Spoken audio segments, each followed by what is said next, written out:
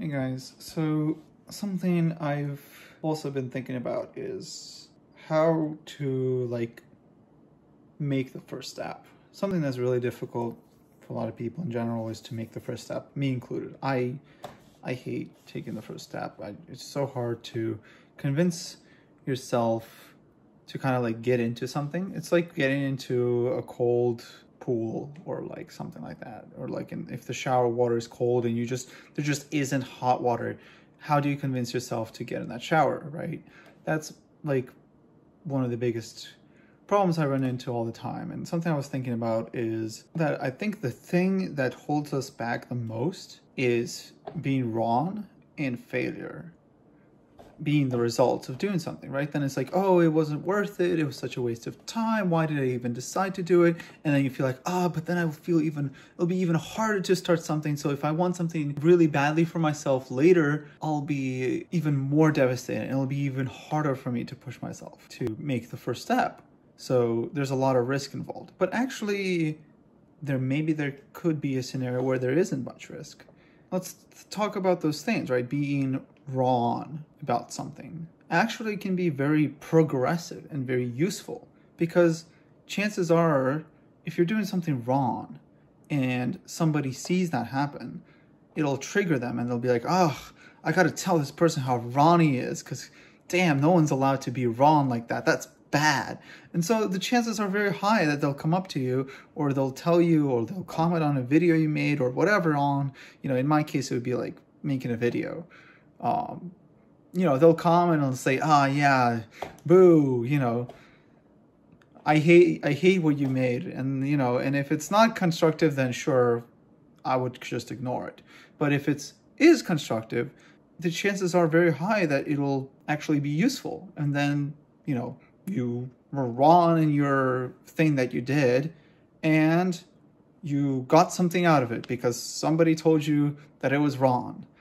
And hopefully them telling you that it was wrong, maybe they didn't just say they don't like you.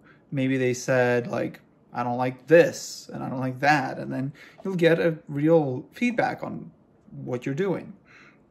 So there you go. Now being wrong is not so bad. So if you're going to do something or make something and somebody doesn't like it, there's actually a way for them to not like it and for you to benefit from that. Also controversy. I mean, some people feed on controversy, and controversy can blow you up.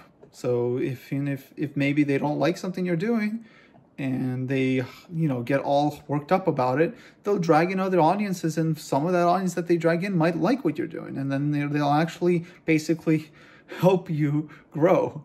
So then it's beneficial. Now about what was the other thing? Wrong? If I'm wrong?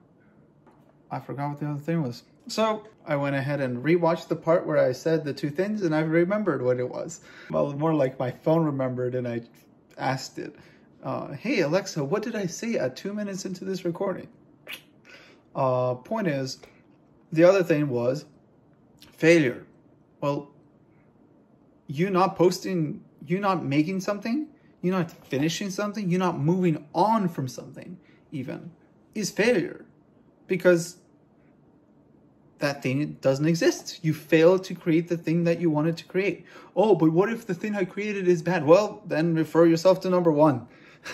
So essentially, I think these two things are the main problem, but you can put yourself in a position of viewing those two things as actually working together towards helping you succeed in taking the first step, which is really what this is all about. So hopefully this little spiel helps you put things in a different perspective and helps you get to that first hard step, and gets you through that first hard step, and gets you, adapt to the cold water in the pool or in the shower, and then, gets you going. Hope this was helpful. Peace. Bye. Bye. See you guys next time. Like and subscribe.